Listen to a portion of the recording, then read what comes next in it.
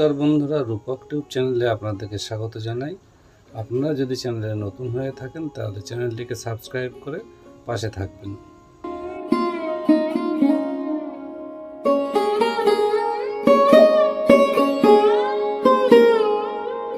শিল্পের রাজ্যে এমন কিছু জায়গা আছে যেগুলো ইতিহাসের পাতায় লেখা থাকে না, তবে শিকড় গেড়ে বসে থাকে আমাদের কল্পনায়, আমাদের ঐতিহ্যে।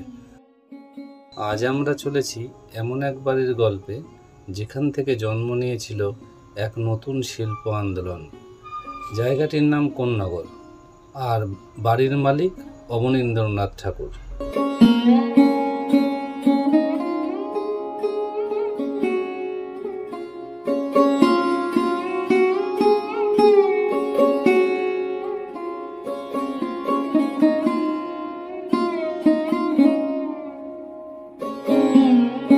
কলকাতা থেকে মাত্র 1 ঘন্টার পথ, হুগলির কোন্নগরে আজও দাঁড়িয়ে আছে এক অতি সাধারণ দেখতে বাগান বাড়ি। বাইরে থেকে দেখলে কেউ বলবে না এটাই ছিল অবনীন্দ্রনাথ ঠাকুরের সাধনার ঘর, তার দ্বিতীয় ঠিকানা।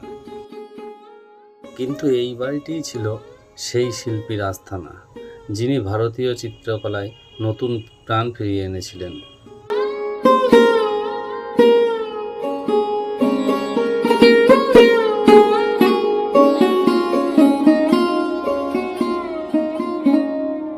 উনিশশো 5 সালে বঙ্গভঙ্গের সময় অবনীন্দ্রনাথ যখন ভারত মাতা আঁকেন, তখন তার মন চাইছিল এক নিরিবিলি জায়গা, কলকাতার কোলাহল থেকে দূরে।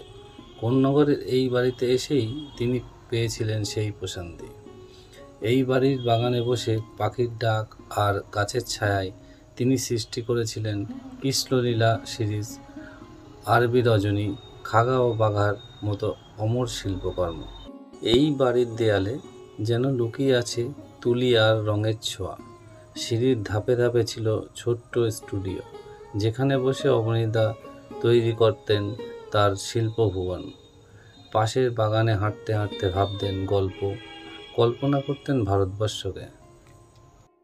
আজ সেই বাড়ি প্রায় বিস্মৃত, সময়ের ধুলো জমেছে, দেওয়ালে ফাটল ধরেছে, অথচ এই বাড়ি থেকেই একসময় শুরু হয়েছিল আমাদের দেশের চিত্রকলার নবজাগরণ।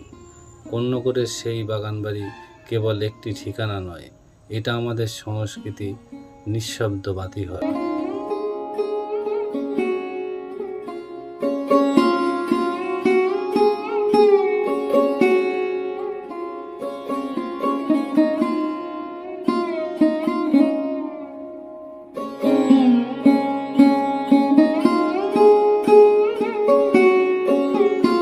শুধু বড় বড় মিউজিয়ামই নয়, এমন অনেক নিঃশব্দ ঘর, হারিয়ে যাওয়া উঠোন আমাদের গর্বের ইতিহাস হয়ে দাঁড়িয়ে আছে। অবনীন্দ্রনাথ ঠাকুরের কোন্নগরের এই বাগানবাড়ি তার অন্যতম উদাহরণ। তাই আপনারা যদি সত্যিকারের বাংলাকে জানতে চান, এই গল্পগুলো জানুন, ছড়িয়ে দিন। আর এই রকম বিস্মৃত ইতিহাসের গল্প পেতে রূপক টিউব চ্যানেলটিকে সাবস্ক্রাইব করুন, আর আপনাদের মূল্যবান মতামত কমেন্টে লিখুন।